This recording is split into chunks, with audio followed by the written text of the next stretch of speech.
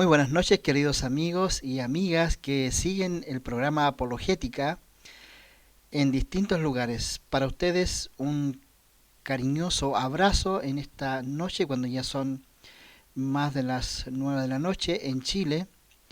Es una alegría llegar a ustedes con otro interesante tema. El día de hoy estaremos analizando a otro personaje de las redes sociales, del ámbito cristiano, y que de una u otra manera se han referido negativa o positivamente hacia la Iglesia Adventista del Séptimo Día. En este caso estamos hablando del pastor Bill Graham. Bill Graham es un pastor evangélico que tiene un sitio en YouTube, un canal que lleva por nombre Pastor Bill Graham. Tiene actualmente cerca de 62.400 seguidores o suscriptores. Es una gran cantidad de gente. El pastor es muy influyente, además que es un pastor joven, y aborda distintos temas del ámbito religioso y del ámbito de actualidad. ¿Mm? Hace unos 2 meses él subió un video que llevaba por título "La secta adventista no para de crecer en África". El video, bueno, por lo menos al inicio, él comenta un poco este fenómeno, ¿verdad?, que se está dando en el África, donde muchísimas personas se están convirtiendo a la fe cristiana adventista. Menciona allí al pastor Ted Wilson, las noticias que él dio acerca de este gran crecimiento que la iglesia ha tenido, y subrayó también que los adventistas actualmente son cerca de 20 millones de personas. ¿Por qué hemos elegido al pastor Bill Graham para analizar un poco sus planteamientos, especialmente en este video? Bueno, porque en primer lugar los comentarios que él hizo en esta oportunidad, no fueron muy positivos hacia la iglesia, especialmente en el título que él coloca, ¿no?, la secta adventista. Para él, la iglesia adventista es una secta. Bueno, luego de comentar un poco acerca de las conversiones en África, el pastor Bill menciona algunas cosas referentes a la iglesia, algunas de sus enseñanzas, él hace algunas explicaciones, y es mi deseo poder profundizar un poquito y de esa manera poder aclarar un poco, no solamente a él, sino también a los que escuchan o lo siguen, digamos cómo es la realidad de lo que la iglesia adventista cree o profesa. Bien, lo primero que él menciona es que los adventistas idolatran el sábado, por ejemplo. Esas son las palabras que él utilizó. También habló acerca de que dependemos en gran medida, nuestra doctrina depende de lo que escribió la señora Elena de White, y especialmente el tema del sábado. También planteó de que nosotros no creemos en que una vez que la persona muere, su alma va al cielo, sino que más bien creemos en la inconsciencia durante la muerte, que la muerte es como un sueño. También se refirió a nuestra postura sobre el castigo eterno, que para los adventistas, para nosotros estaría más bien relacionado con la aniquilación. Esa fue la palabra que él utilizó. También se refirió a nuestra posición respecto del consumo de alimentos limpios y los alimentos que consideramos inmundos. Luego él mencionó que de una u otra manera la fe de él junto con sus hermanos se basa en el concepto de sola escritura, a diferencia de los adventistas que, según sus palabras, mezclamos todo. Así que bueno, estas son más o menos las cosas que en los cortos minutos de su video él planteó.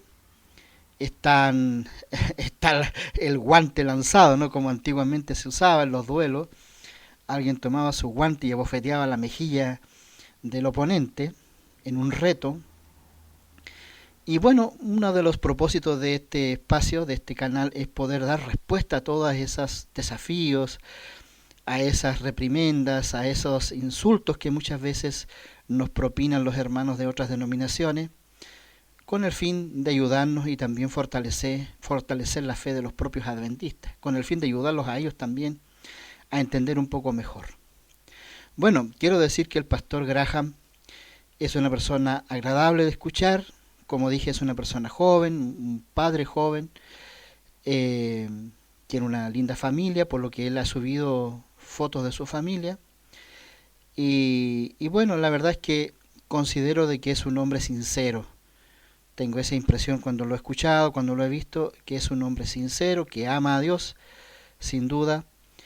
Pero el título que colocamos a este video fue Los prejuicios del pastor hacia los adventistas, porque considero que en gran medida muchas de las cosas que él vierte sobre los adventistas en su video se basan más bien en prejuicios que en un análisis acabado y profundo de la iglesia adventista, que no es solo el caso de él, sino muchos otros que opinan de la iglesia lo hacen desde lejos y repitiendo normalmente cosas que han escuchado de otros acerca de los adventistas, pero no que ellos se hayan realmente interesados en conocer la doctrina o debatir con alguien de la iglesia.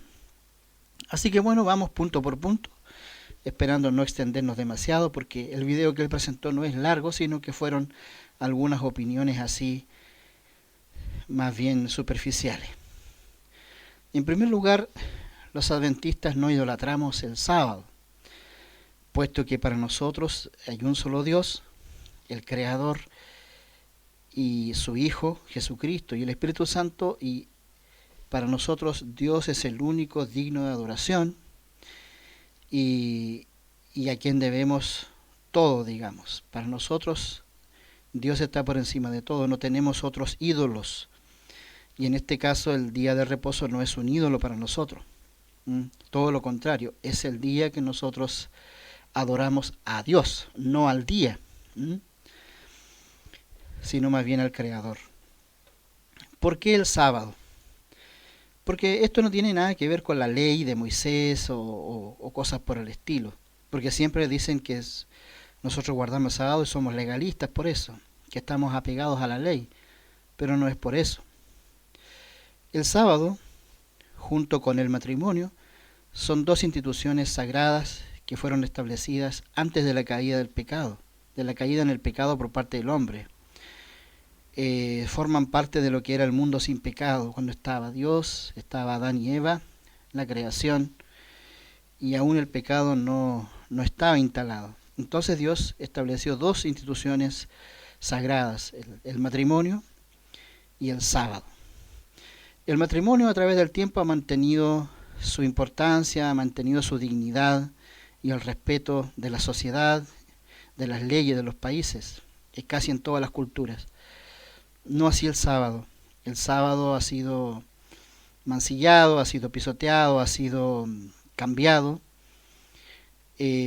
más de una vez y actualmente prácticamente es despreciado por el mundo cristiano. Pero ambas instituciones tienen un mismo origen, que fue la creación. Allí dice que Dios apartó el séptimo día, lo bendijo, lo santificó. Y hay algo interesante, que el ser humano estaba recién creado. Para el ser humano ese primer sábado fue el primer día. Pero para Dios era el séptimo. Ya llevaba 6 días de creación, el sexto día creó a los animales, al hombre, y entonces viene el sábado y Dios descansa el sábado y se goza de lo que había hecho, y los seres humanos tienen la oportunidad de participar en ese primer sábado que es guardado por Dios. Y 7 días después, ¿verdad?, llega un nuevo sábado y es el primer sábado del ser humano, por decirlo así, ¿no? Porque el primer sábado ellos estaban recién creados, el día sexto. Así que a ese primer sábado muchos le llaman el sábado de Dios. Luego la humanidad siguió guardando y respetando ese día porque Dios lo estableció como sagrado. Bien, luego a partir de ese inicio, el sábado es reiterado en los mandamientos. Ahora sí, la ley entra allí a jugar una parte importante porque Dios lo introduce en la ley diciendo acuérdense del sábado. O sea, El Señor establece la ley que el sábado es anterior a la ley, viene desde mucho antes, desde la creación. Y reitera los puntos: no 6 días te trabajarás, harás todas tus cosas, pero el séptimo día será reposo para Jehová tu Dios. ¿Ya? Entonces se aparta el sábado nuevamente en la ley como algo especial y sagrado, y se le dice al hombre que no debe trabajarlo, sino más bien dedicarlo a Dios. Este mandamiento está junto con otros 3 que tienen que ver con el deber de Dios hacia el hombre, ¿no? Porque parte con: no tendrás dioses ajenos, no te harás imagen, no te inclinarás ante ellas, no tomarás el nombre de tu Dios en vano, y acuérdate del día de reposo. Luego vienen 6 mandamientos que tienen que ver con el deber del hombre hacia su prójimo, ¿no? Honra a tu padre y madre, no matarás, no robarás, etcétera, etcétera. Entonces este mandamiento del sábado está en la sección de los mandamientos que tienen que ver con el amor a Dios, porque finalmente Jesús en el Nuevo Testamento él señala que hay 2 mandamientos, no 2 grandes mandamientos, que también se mencionaron en el Antiguo, en el Deuteronomio. Ama a Dios sobre todas las cosas y a tu prójimo como a ti mismo. En esto se resume la ley y los profetas, dice él. Ahora, hay un elemento importante que el pastor Graham debe saber, que para los adventistas, y en realidad es una regla de interpretación bíblica que no es propia de los adventistas, sino que es propia de la hermenéutica, y es que no se puede establecer doctrina a partir de un solo texto bíblico. Se debe analizar todo lo que la Biblia dice sobre un punto. Y yo creo que esa es la gran diferencia que tenemos con el mundo evangélico, porque el mundo evangélico, de pronto, pastores y gente que tiene experiencia, toma un versículo y pretende de eso hacer una doctrina. A diferencia, el adventismo analiza todo, tanto el Antiguo como el Nuevo Testamento, analiza el tema para poder llegar a una conclusión. En este caso, el día de reposo tiene aspectos en el Antiguo y en el Nuevo Testamento, como en Lucas capítulo 4, ¿verdad?, donde dice que Jesús iba a la sinagoga el día de reposo como era su costumbre. Entonces, hay muchos textos que hablan sobre la observancia del día de reposo. Los más inspiradores son los de Isaías, donde él dice: si retrajeres tu pie de hacer tu voluntad en mi día santo y lo llamares delicia. Ese es, digamos, el sentido que tiene el sábado para el adventista. Es una delicia, es el día que nos encontramos con Dios después de una semana de trabajo, y es el día de delicia porque no hay nada mejor que estar con el Señor. Bueno, siempre se dice todos los días estamos con Dios o todos los días son iguales, pero ahí viene otra gran diferencia, ¿no?, con el mundo evangélico, y es la importancia que el adventista le da a la santidad de las cosas. Las cosas santas de Dios son muy especiales y para Él son muy delicadas. En este caso, el día de reposo es santo, lo apartó Dios, lo santificó. El matrimonio es santo, los mandamientos son santos, el pueblo de Dios es santo, la Biblia es santa. Todas las cosas que son santas para Dios son muy, muy importantes. Aunque, como siempre digo, aunque Él es un Dios de amor, un Dios perdonador, un Dios de misericordia, pero vez tras vez en la Biblia se ve cómo las cosas santas para Él son de una gran importancia. Como cuando le dice a Moisés: saca tu calzado de tu pie, porque el lugar donde estás es santo. Dios hace la diferencia entre lo santo y lo profano. Y en algún lugar del Antiguo Testamento dice que ese fue el gran fracaso de Israel, ¿no? No separar y no reconocer entre lo santo y lo profano. Y lo santo es algo que está fundamentado en un atributo de Dios, que es su santidad, ¿no? Él dice: yo soy santo y quiero que ustedes sean santos. Y Dios no cambia su santidad, es un atributo inmutable de Él. Por lo tanto, lo que Él estableció como santo, el ser humano no lo puede cambiar. No puede decir esto ya no es tan santo como lo era en ese tiempo. De tal modo que los adventistas no idolatramos el sábado, sino que lo guardamos, no solo porque el mandamiento así lo dice, sino porque es un día santo. Y nosotros respetamos las cosas santas de Dios, no las pisoteamos, no las atropellamos, como tampoco podríamos, por ejemplo, pisotear la Biblia en el suelo. No, porque es un libro sagrado. Lo mismo, el sábado es un día sagrado. Y aunque la cristiandad guarda hoy día el domingo, lo considera especial porque Jesús resucitó, no existe ni un solo texto en la Biblia que le dé al domingo la solemnidad y la santidad que Dios le dio al sábado. Más de alguien ha hecho alguna vez un desafío, ¿no? Si me muestran un texto donde el Señor hizo santo el domingo, yo me cambio y me convierto en un guardador del domingo. Pero no existe. Entonces, ahora es muy fácil decir, ¿no? El sábado era de la ley, de los judíos, pero ¿alguien se ha puesto a pensar realmente en lo que significa el sábado? Es un día que señala que Dios creó todas las cosas, que le pertenecemos a Él, que Él es el dueño de todo. Cesamos nuestras actividades y ponemos la vista en el Señor exclusivamente ese día para servirle. Ahora, Jesús, hubieron controversias con el sábado, como por ejemplo cuando los discípulos recogían espigas. Pero Jesús enseñó el verdadero propósito del sábado cuando dijo, si una oveja se te cae, no la vas a sacar del pozo porque es sábado. No, dice él, es lícito hacer el bien en el día de reposo. En ningún momento Jesús lo dejó de lado o lo menospreció, todo lo contrario, enseñó lo que se debe hacer en el sábado, y es hacer el bien. Muy bien, pasamos al segundo punto, donde él dice que en gran medida dependemos de Elena de White para nuestras creencias y especialmente lo del sábado. Bueno, pastor, con todo cariño, ¿no? Los adventistas no dependemos de Elena de White para creer en el sábado o en ninguna de nuestras doctrinas. Nuestras doctrinas todas están basadas en la Escritura, en la Biblia. Elena de White, si bien es cierto, se considera un aporte dentro de nuestra creencia o de nuestra historia como iglesia, pero nuestra fe no depende de ella.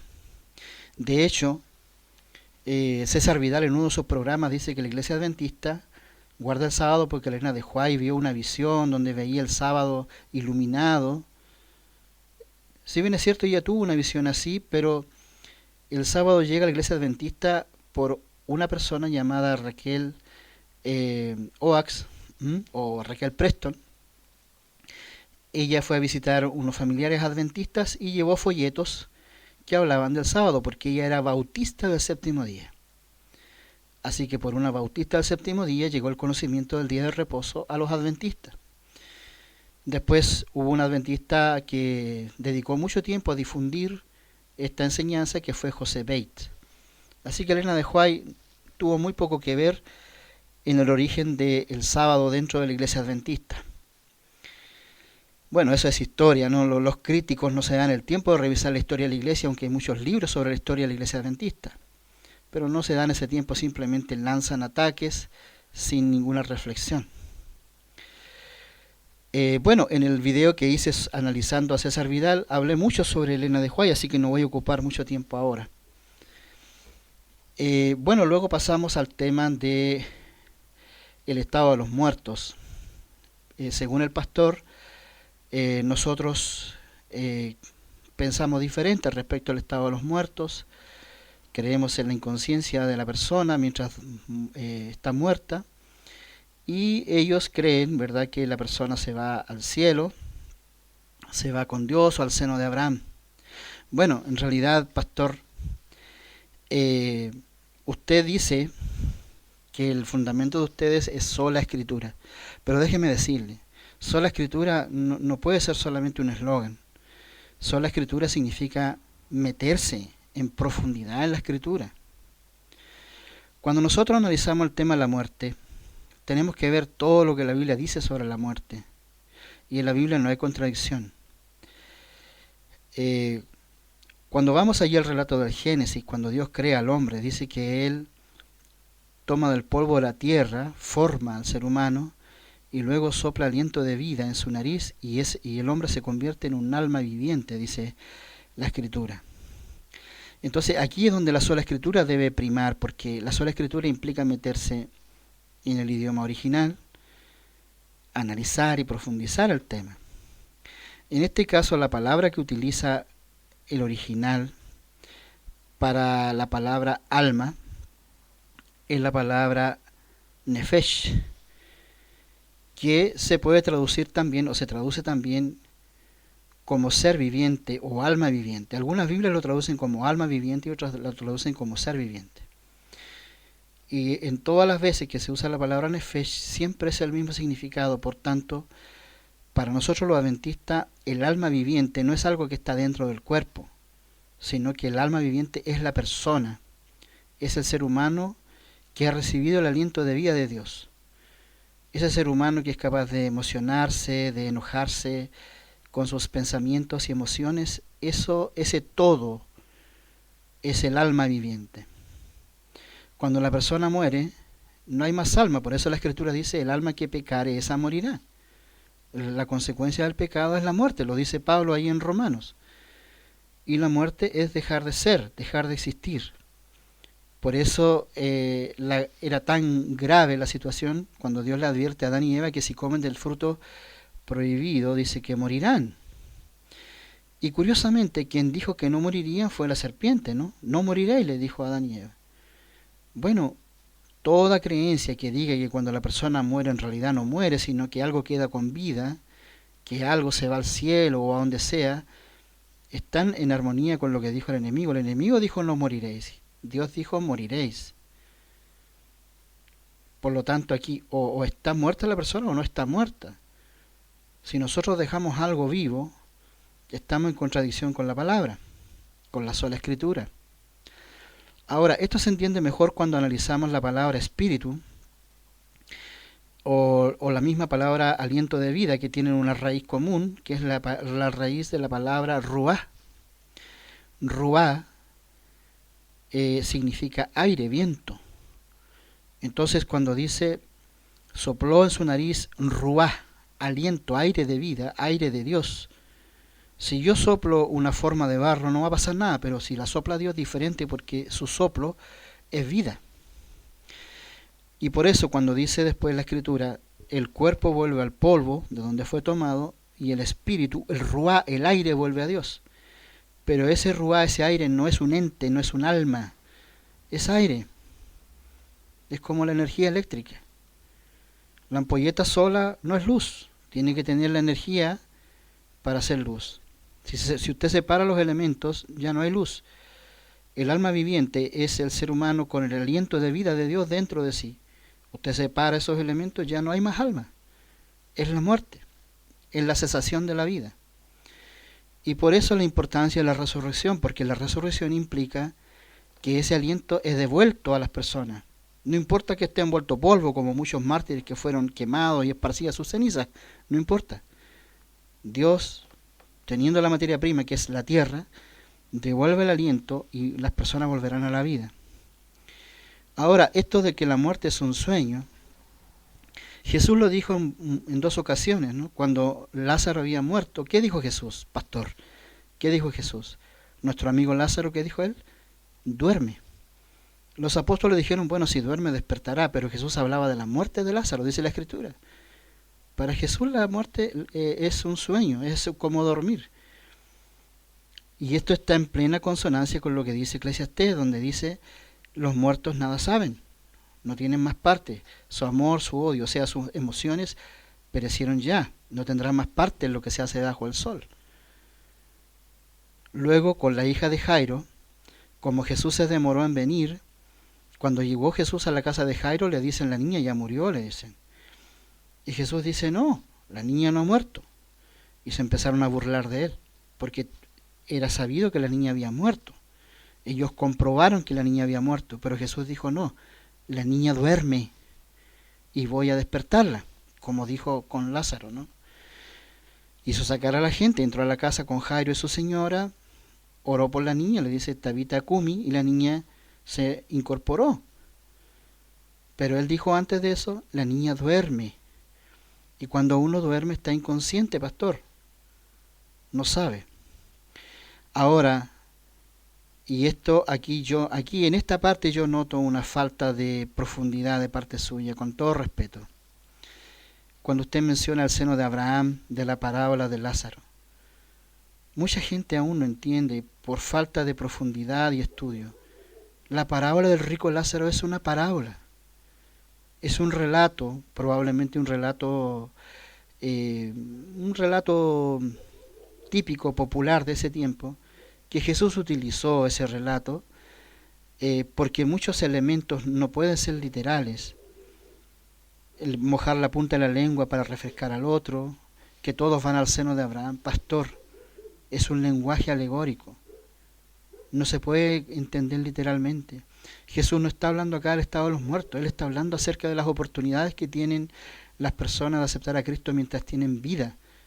Y utiliza una parábola, un relato popular de la época para explicarlo.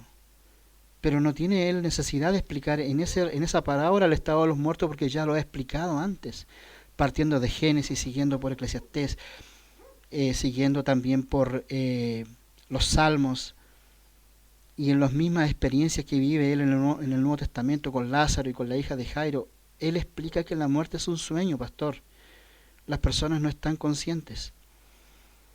Y decir lo contrario es solamente echarle tierra a la resurrección. La gran esperanza de los cristianos es la resurrección. Cristo murió para resucitar. Cuando las personas mueren, descansan en un sueño inconsciente hasta la resurrección. Cristo murió para hacer posible la resurrección, no para que las personas vayan arriba en una forma incorpórea. Eso no, pastor. Eran las culturas paganas las que creían en el alma inmortal. Luego lo adoptó el catolicismo del paganismo y ustedes continúan transmitiendo la misma historia. La resurrección es la gran esperanza de los hijos de Dios. A la final trompeta, cuando seremos transformados, cuando se levantarán de la tumba. No antes de eso. Respecto del castigo eterno, los adventistas creemos en el castigo final. Allí en Apocalipsis dice cuando serán echados al lago de fuego y azufre, pero no creemos que sea eterno. O sea, creemos que el concepto de eterno es en relación a las consecuencias, son de consecuencias eternas, pero no eterno para siempre. Fundamentalmente porque hay muchos textos que lo avalan, ¿no? Como dice Malaquías, dice que el fuego los consumirá y no les dejará ni raíz ni rama, y serán como ceniza bajo la planta de nuestros pies. Vi el mundo, dice, no había habitante. Y en Juan, cuando son lanzados al lago de fuego y azufre, dice que luego viene un cielo nuevo y una tierra nueva, donde mora la justicia. El infierno eterno también es una idea católica que ustedes tomaron del catolicismo. Porque imagínese usted, una persona que cometió un crimen y nunca se arrepintió, y se pierde, murió a los 50 años. El Señor de justicia y de amor va a estarlo quemando en el infierno eternamente por 50 años. No, hermano. Dios es un Dios de misericordia. ¿Que van a experimentar el castigo final? Sí. El fuego de consecuencias eternas, por supuesto que sí. Pero para llegar a entender eso hay que estudiar mucho, pastor. Hay que profundizar mucho en la Escritura y leer cada texto que habla sobre el castigo final. No repetir uno o dos textos nomás. Se debe profundizar mucho sobre ese tema. Ahora estamos claros que cuando la gente ve gente que ha muerto es porque ve demonios, porque la Escritura dice que es abominación para Jehová todo aquel que consulta a los muertos. No es necesario ahondar sobre eso. Vamos ahora a los alimentos. Usted mencionó que los adventistas no comemos ciertas comidas, y es por lo mismo, no es por un tema legal, es por un tema de santidad. Dice la Escritura en el Nuevo Testamento, 1 Corintios 6 y 3, dice que el cuerpo es templo del Espíritu Santo y no debemos meter en él cosa inmunda. No debemos contaminar nuestro cuerpo, habla del cuerpo físico. Y ya en el Antiguo Testamento, en Levítico 11, el Señor señaló qué animales se pueden comer y cuáles no. Y hay algunos que son inmundos, como el cerdo, como el conejo, como el caballo. No está permitido comerlo. Ahora, podemos hablar de los hábitos de los animales inmundos, ¿verdad? Que son diferentes a los animales limpios. Pero hay una razón más de fondo. Y es una razón poderosa, pastor. y espero que usted todavía esté escuchando este video. En los últimos capítulos de Levítico dice el Señor, no te contaminarás con estos animales, dice, porque yo soy santo, dice. Y tú también serás santo. Por eso no te contaminarás con estos animales y por eso te he dicho cuáles son los animales que puedes y no puedes comer, para que hagas diferencia entre lo santo y lo limpio, entre lo inmundo y lo santo. La razón que Dios da para prohibir ciertas carnes es porque Él es santo, dice, yo soy santo. Entonces se coloca a Él como causa primera, se coloca a Él como argumento para que no nos contaminemos con esos animales. Y hay un aspecto en el cual Dios no cambia, porque es un atributo inmutable de Él, que es su santidad. Si usted me dice que en el Nuevo Testamento puedo comer un animal inmundo, tenemos que asumir que Dios ya no es tan santo como antes. Porque Él, la razón que dio para prohibir ciertos alimentos fue porque Él es santo. Así lo dice, lea Levítico 11 completo, profundice en eso. La razón que Él da es eso. Ahora sobre el texto, nadie juzgue en comida, en bebida. Por supuesto, no es un tema de salvación. Nadie se va a salvar o se va a perder por comer o no comer alimentos inmundos. Nadie nos puede juzgar, nadie puede juzgar a otro por lo que come. Eso está totalmente correcto. Porque la salvación es en Cristo Jesús.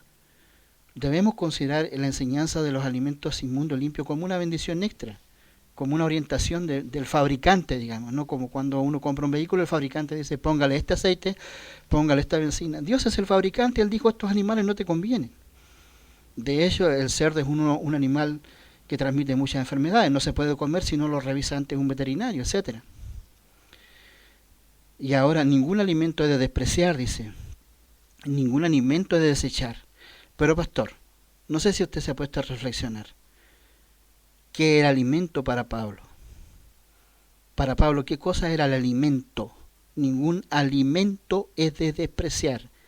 Dios no dejó como alimento el cerdo, no dejó como alimento el ratón, no dejó como alimento el caballo. Él dejó como alimento en el Génesis semillas del campo, frutos de la tierra, y luego permitió algunos carnes a comer. Y eso lo estableció como alimento. Cuando dice que todos los alimentos se deben comer, ¿qué alimentos? Los alimentos que Dios estableció. No los alimentos que usted o yo digamos que son alimentos, no. Ahora mismo el mundo está afanado en que se comen insectos. Bueno, ¿qué dijo Dios? También habló de los insectos, cuáles se pueden comer. La langosta dice que se puede comer, pero hay otros que no. Las arañas no se pueden comer. Él lo estableció en su palabra. Dios dijo que era alimento y que no lo era. Bueno, en otro momento hablaremos sobre el tema del día domingo como la marca de la bestia. Si bien es cierto, ha sido no una enseñanza, sino como una interpretación que el adventismo ha hecho sobre el tema de la marca de la bestia. Ahora, lo que le puedo decir es que la marca de la bestia, la palabra marca primero, viene del griego jaragma, que significa, que se traduce, digamos, como escultura. Se ha traducido como marca, pero en el original la primera opción es escultura, como las marcas que deja el escultor en la piedra. Entonces la marca de la bestia es más bien un proceso donde somos modelados. En este caso, la marca de la bestia, el enemigo, Satanás, va modelando a la gente que va a seguir a la bestia. Y recibir la marca de la bestia es identificarse con la bestia, es seguir a la bestia, digamos. Y por otro lado, el sello de Dios es una marca identificatoria de los hijos de Dios. Y mire qué interesante, porque finalmente el conflicto final, que está en Apocalipsis 13, habla de un conflicto de adoración, porque la bestia manda a matar al que no la adore y que no puedan comprar ni vender. Mientras en el capítulo 7 de Apocalipsis, Dios presenta el mensaje final de los 3 ángeles, donde dice, adoren a Dios. Y miren con lo que dice el Señor, pastor, dice, adorad al que hizo el cielo, la tierra, el mar y la fuente de las aguas. ¿No le recuerda algo ese texto? Sí, lo que dice el mandamiento del sábado. Acuérdate del sábado para santificarlo, porque en 6 días hizo Jehová el cielo, la tierra, el mar y la fuente de las aguas. Usa el mismo lenguaje del sábado. Yo no le voy a decir acá el sábado es el sello de Dios y el domingo es la marca de la bestia, pero tiene que ver en gran medida con a quien reconocemos como creador y a quien adoramos por su obra creadora. Ojo, ahora con todo esto del cambio climático, ahora con todo esto de Laudato Si, de Dies Domini, ¿para dónde va la cosa? Dice la Escritura que debemos ver las señales de los tiempos para ver hacia dónde va todo. Bien, por último dice el pastor, ¿no? Exalta sola Escritura y que nosotros los adventistas mezclamos todo. Pero no es así, pastor. Para nosotros es importante el estudio profundo de la Escritura, pero profundo, no por encima, ni repitiendo las cosas que repiten siempre la gente, no. Hay que estudiar, profundizar, ver todo como hacía Jesús, ¿no?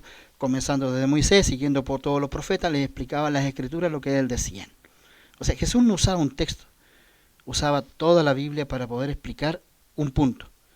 Lo mismo hacemos los adventistas. Por eso es que somos una iglesia sólida, somos una iglesia que crece cada día, somos una iglesia con muchas instituciones educativas, de salud, porque Dios nos ha bendecido con una luz especial, pastor.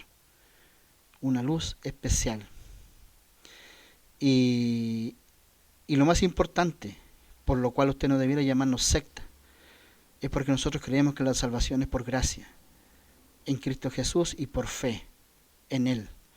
Nada más. Todo lo demás, el sábado, son bendiciones extras. El sábado es una bendición extra. La alimentación es una bendición extra. Todo lo demás es una bendición extra. Pero la salvación es por gracia y por fe en Jesucristo. Y si creemos eso, entonces no estamos de un bando equivocado. Así que usted y otros hacen muy mal cuando nos juzgan, porque pueden estar pecando en eso. Lo que debiera ser más bien con humildad, entender. No somos una secta, las puertas están abiertas para el que quiera entrar y cuando quiera la gente irse, están las puertas abiertas para irse. No somos un grupo cerrado. Nuestras 28 creencias están en internet, las puede descargar y analizar cada una de ellas. Puede debatir con un pastor adventista, hacer preguntas o qué sé yo, comentar.